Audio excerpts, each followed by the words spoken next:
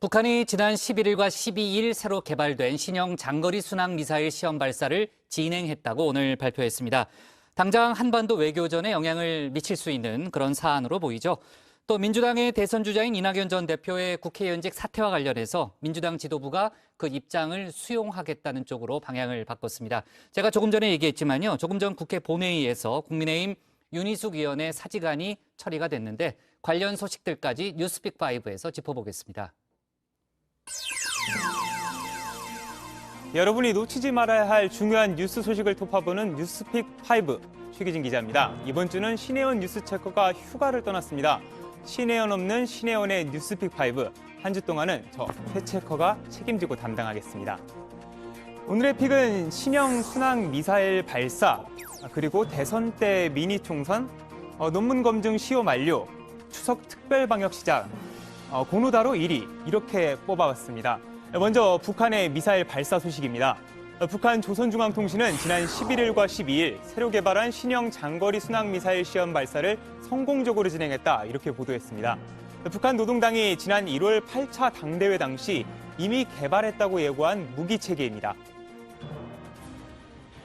국방과 기술을 보다 높은 수준에 올려 세우며 군수 생산 목표와 코업들을 무조건 수행하여 새로운 5개년 계획 기간 우리 당의 역사적 진군을 최강의 군사력으로 담보하여야 하겠습니다.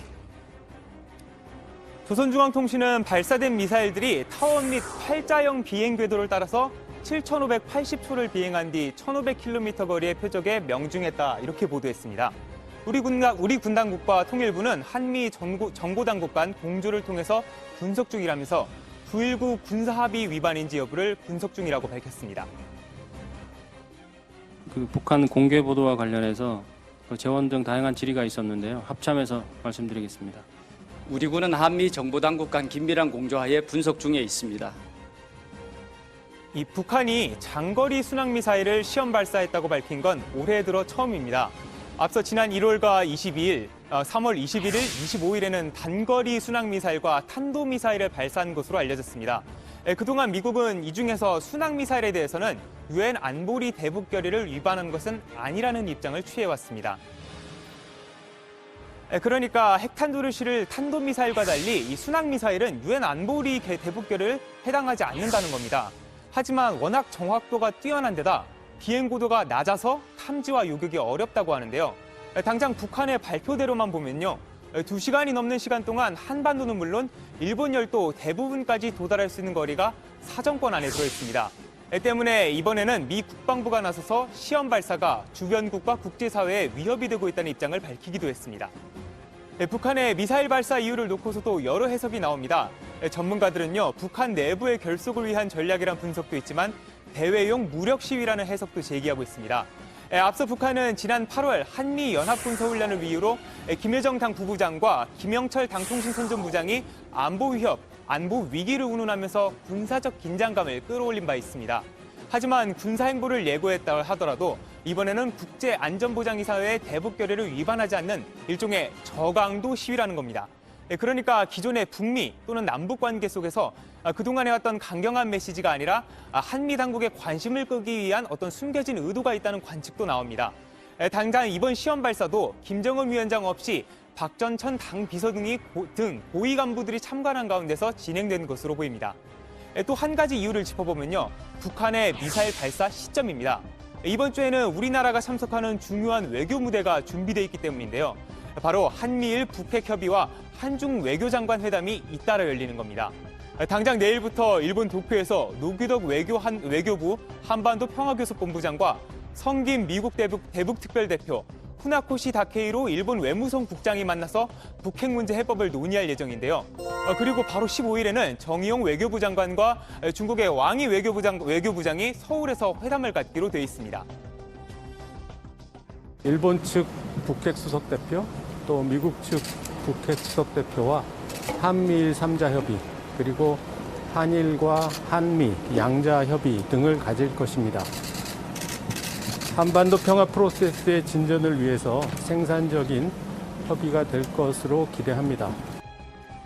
미중 패권 경제 또 다른 축이죠. 중국은 그동안 미국의 인도태평양 전략과 한미일 간의 일종의 협력 확대를 견제해왔습니다. 우리나라를 찾는 왕이 부장도 남의 장단에 기울여서는 안 된다면서 그동안 불편한 기색을 드러내기도 했는데요. 이번 방안에서도 한미동맹 확대를 견제하는 발언이 나올 것으로 예상됐습니다.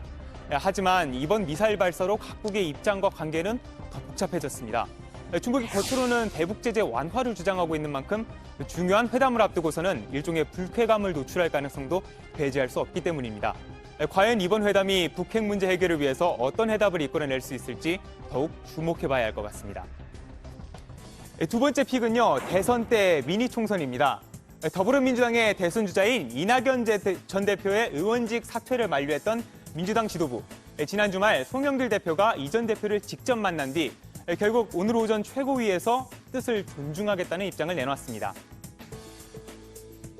아마 이낙연 전 대표께서는 오늘 날짜까지 포함해서 조속한 시일에 처리해 줄 것을 순회 경선 투표 때 강력하게 요구를 하셨던 것으로 저도 알고 있고 대표께서도 그렇게 얘기를 하셨고 국회의원이 임기 도중에 사퇴하려면요, 여야가 합의를 거쳐서 국회 본회의에 사직안을 상정한 뒤 표결을 통과해야 합니다. 당 지도부는 우선 이 전 대표의 뜻을 존중한다는 입장이지만 오늘 열리는 본회의에 이 전 대표 사직안을 상정하지 않겠다고 밝혔습니다. 구체적으로 사직안 처리 시점에 대해서도 더 논의가 필요하다면서 말을 아꼈는데요. 다만 이 전 대표 측은 마음을 이미 강하게 굳힌 것 같습니다. 다시 한번 당 지도부를 향해서 의원직 사퇴안을 서둘러 처리해달라고 요구했습니다.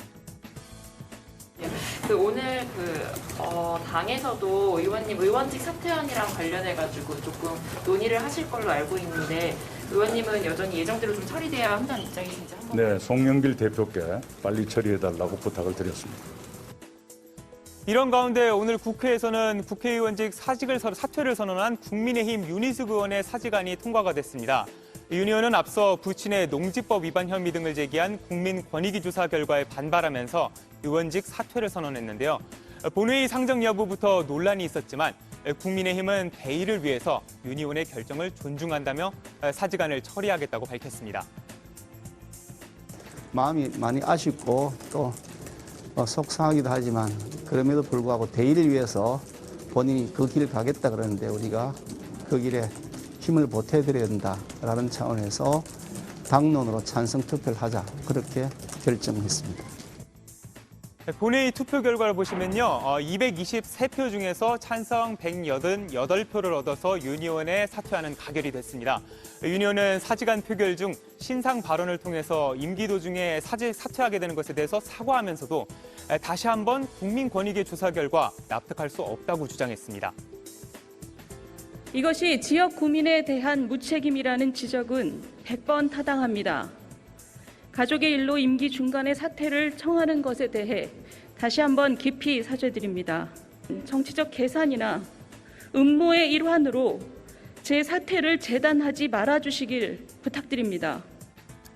자, 내년 3월 9일 더욱 중요한 선거일이 됐습니다. 가장 큰 선거인 제20대 대통령을 뽑는 날이기도 하지만 국회의원 재보궐선거도 이날 열리기 때문인데요. 윤 의원의 사직안이 처리되고 이 전 대표의 사직안도 사실상 수용된다면 당장 윤 의원의 지역구인 서울 서초구와 이 전 대표의 지역구인 서울 종로구에서 재보궐선거가 동시에 벌어지게 되는 겁니다. 이와 함께 기존의 다른 혐의들로 재판을 받고 있던 다른 의원들을 합치면 최대 5에서 6곳의 지역구에서 선거를 치러야 하는데요. 그야말로 미니 총선급 선거가 열리게 되는 겁니다. 여기에 윤 의원과 마찬가지로 농지법 위반 의혹을 받고 제명징계를 받게 된 국민의힘 한무병 의원의 제명안도 관심이 쏠리고 있습니다. 원래대로라면요, 오늘 국민의힘은 의원총회를 열어서 한 의원의 제명안을 처리할 예정이었는데요. 최근 윤석열 전 총장의 고발 청탁 의혹 등으로 정치권이 다소 어수선해지면서 긴급 현안 보고로 회의를 대체하고 논의가 미뤄지고 있습니다. 문제는 앞서 당 지도부가 탈당 권고를 의결한 나머지 5명의 의원들도 별도의 추가 조치가 이루어지지 않고 있다는 건데요. 이준석 대표는 이에 대해서도 오늘도 말을 아꼈습니다. 탈당계 제출한 의원 아직까지는 없는 것으로 알고 있습니다. 윤리위원회 구성 관련해서는 언제쯤 출범하시나요? 최선을 다해서 일찍 구성하려고 하고 있습니다. 네. 자, 그러면 그보다 더 앞서서 국민권익위 조사를 받은 더불어민주당은 어떨까요? 상황은 마찬가지입니다. 당 지도부가 제명을 결정한 양이원영 등 비례대표 의원 2명을 빼고 나머지 10명의 의원은 당적을 그대로 유지하고 있습니다. 물론 다만 경찰 수사에서 무혐의 처분을 받은 우상호, 윤지갑, 서영석 의원 등에 대해서는 탈당 권고를 철회했다는 입장인데요. 앞서 여야 모두 엄중한 징계를 내리겠다고 앞다투어 선언했던 걸 기억해보면 과연 국민의 눈높이에 걸맞는 해답이었는지는 조금 생각해봐야 될 것 같습니다. 세 번째 픽은 추석 특별 방역 대책입니다.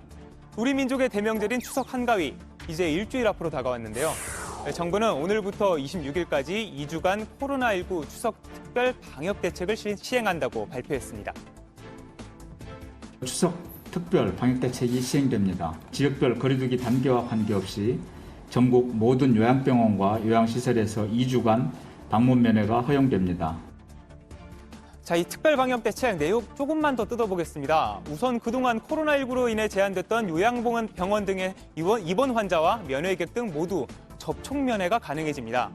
또 그동안 거리두기 4단계 지역에서도 접종 완료자가 4명 이상 있으면요, 접종을 마치지 않은 사람을 포함해서 최대 8명까지 가족 모임이 허용됩니다. 그런데 가족들과 친척들 만나는 거 다 좋은데 문제는 코로나19 상황은 여전히 심각하다는 겁니다. 국내 코로나 신규 확진자를 보면요, 오늘 자정을 기준으로 1,409명이 확진 판정을 받았습니다. 특히 국내 발생 환자들은 서울과 경기, 인천, 이 수도권에서만 총 1,100명으로 전체의 78.1%에 달합니다. 때문에 이런 완화 정책이 돌파 감염을 일으키는 델타 변이 바이러스 등과 겹쳐 확산세를 더 키우는 게 아니냐, 이런 지적도 나오는데요.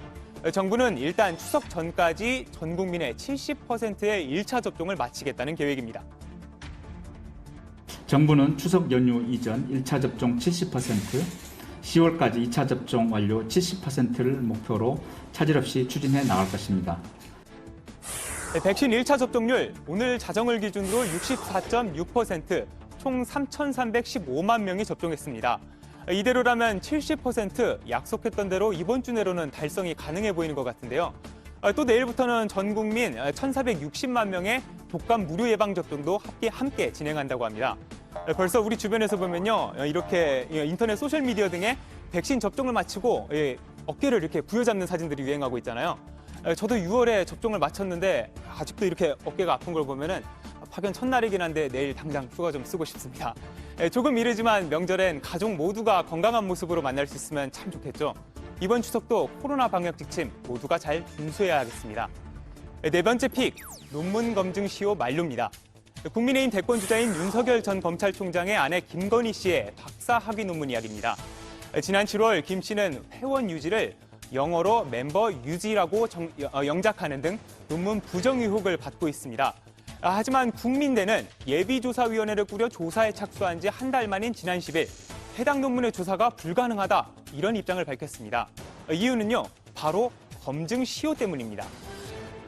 김 씨가 해당 논문을 발표하게 된 건 지난 2008년. 그런데 2011년 교육부가 연구윤리 확보 지침을 개정하면서 검증 시효를 삭제했습니다. 당시 국민대가 추가로 2012년 8월 말 이전의 연구부정 행위에 대해선 공소시효를 앞서 5년까지 정했다는 게 그 이유입니다.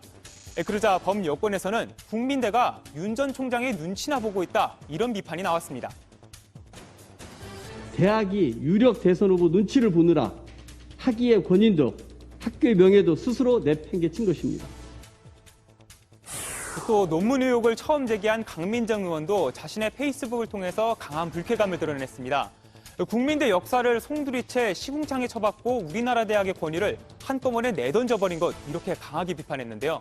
이에 대해서 논문 표절 의혹이 불거졌던 조국 전 법무장관, 자신도 석박사 논문이 모두 예외 없이 조사를 받았다면서 날선 반응을 보이기도 했습니다. 한편 교육부가 국민대 연구윤리위원회 예비조사위원회 사전 승인 결과에 대해서 이게 과연 연구윤리 지침에 합당하게 맞게 처리됐냐, 이런 걸 검토하겠다는 입장을 추가로 내놓으면서 논란은 당분간 사그라들지 않을 것으로 보입니다. 마지막 픽은요, 고노다로 1위입니다.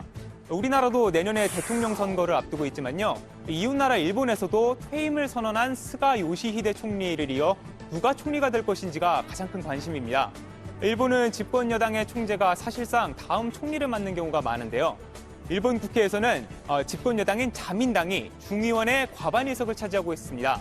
바로 자민당의 총재 선거 이번 달 29일에 치러집니다. 아사히 신문이 지난 주말 동안에 실시한 자민당 총재 선거 여론조사를 보면요. 고노다로 행정개혁 담당상이 27%의 지지율로 1위를 차지한 걸로 나타났습니다.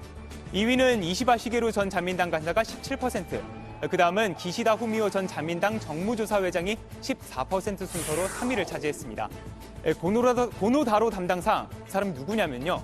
1993년 일본군 위안부의 강제동원 사실을 인정한 고노 담화의 주인공, 고노 요헤이 당시 관방장관의 장남입니다. 지난 2009년에 이어서 12년 만에 총재직에 재도전하는 건데요. 그런데 이 고노다로 담당상, 아베 신조 정권에서 외무상과 방위상을 지내면서 우리나라를 겨냥해서 잦은 막말 논란으로 악연을 쌓은 바 있습니다.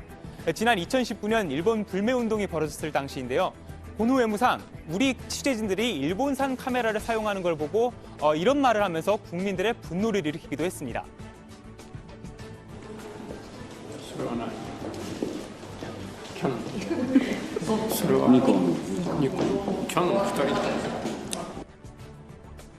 물론 이 어느 나라나 여론조사가 곧 선거 결과로 나오는 건 아니겠죠. 하지만 고노다로 담당상을 다시 한번 우리 외교부대에서 함께 볼 가능성이 있는 것 같습니다. 부디어 아버지를 뛰어넘는 아들이 될 수 있기를 기대해 보겠습니다. 여러분은 어떤 뉴스를 원픽으로 꼽으셨나요? 자세한 이야기는 들어가서 우리 다 같이 논의해 보도록 하겠습니다. 뉴스체커 최규진이었습니다.